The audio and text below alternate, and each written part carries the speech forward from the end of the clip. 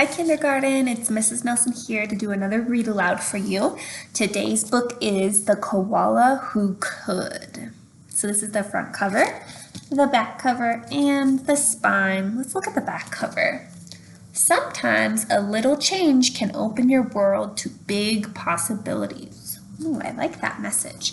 Do you guys have any predictions about what this book could be about? It sounds like a positive koala here. He kind of believes in himself that he could do something. I wonder what he needs to do. Let's get started. Here is the title page, The Koala Who Could.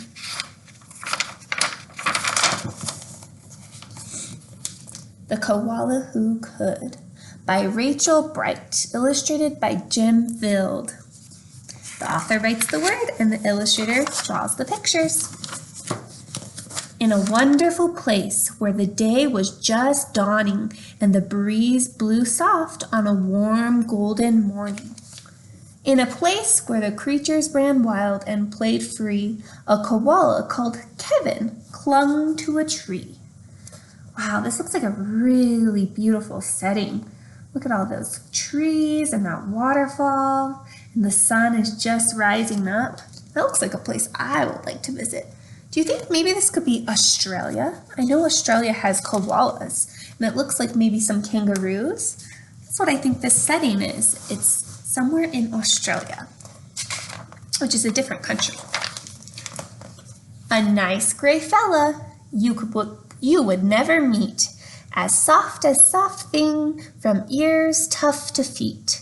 His favorite way to relax was in the sun, was to cling and to nap and to munch on a leaf bun. And after all this, well, he'd like to take a nice rest. Yes, Kevin likes sticking to what he knew best. This koala kind of reminds me of what I've been doing the last couple of weeks. Have you been a little sleepy and resting with your time off?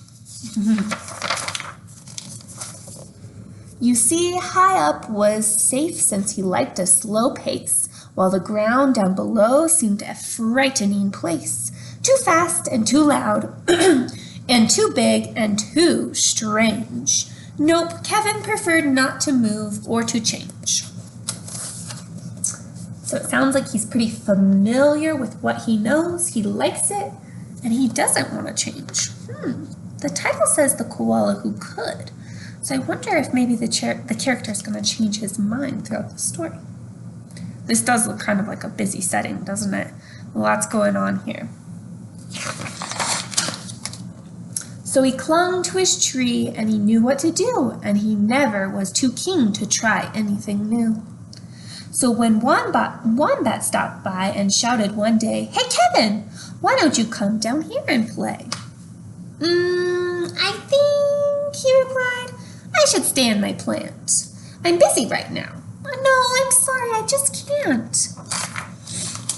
"Why not?" cried the Ruse with a super loud cheer. "Yes, why?" called the Dingoes. "There's nothing to fear." But Kevin, who never been once to act fast, said, "I'm clinging to do just what I know best." As Kevin sat watching them chatter and share, a part of him wished he could join in down there. Has the setting changed, my friends? Yeah, it looks like it's nighttime and maybe they're around a fire. Look at those pretty stars. I would feel like a little left out if I were Kevin.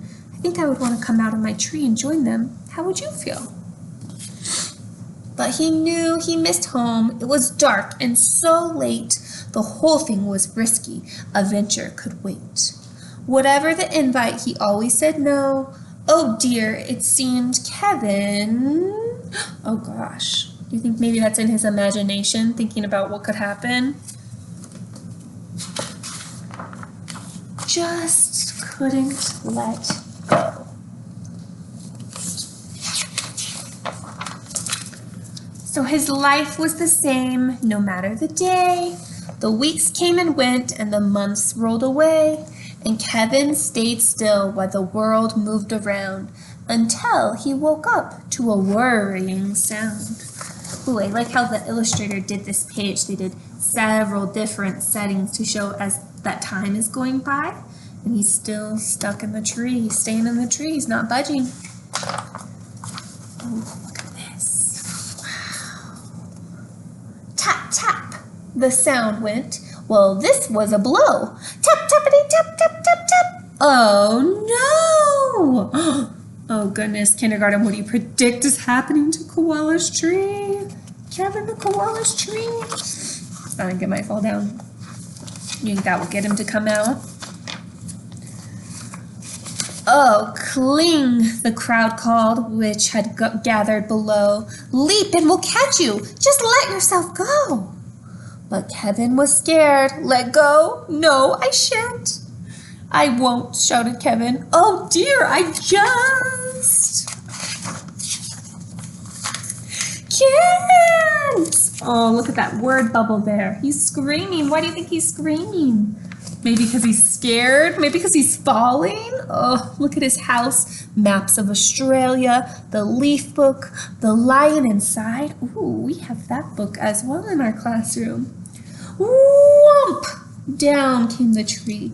With it was bringing a crash and a wallop, and Kevin still clinging. Clinging means he's holding on really tight. He doesn't want to let go. If my tree was falling down, I'd be holding on really tight too. Kevin, he clearly opened one eye and looked up at the love staring down from the sky. Then one paw by one paw, he loosened his hold. He felt springy and light and happy and bold. Do you think maybe his loving friends who are concerned about him and showing him support are making him feel a little more comforted to let go of his branch and maybe see the world? The worst he could think of had now come to pass, and he was just fine. While he hadn't quite first class, so when the wombat leaned over and held out his paw, Kevin no longer felt worry or doubt. He's coming to accept his friends in this new world. When Dingo asked, "Now will you come out and play?" the crowd all joined in. "What do you say?" And even though this wasn't part of his plan, Kevin replied, "Yes, I think I can." And Kevin from then on was always can do. So instead of cannot, he's a can do. He's a doer.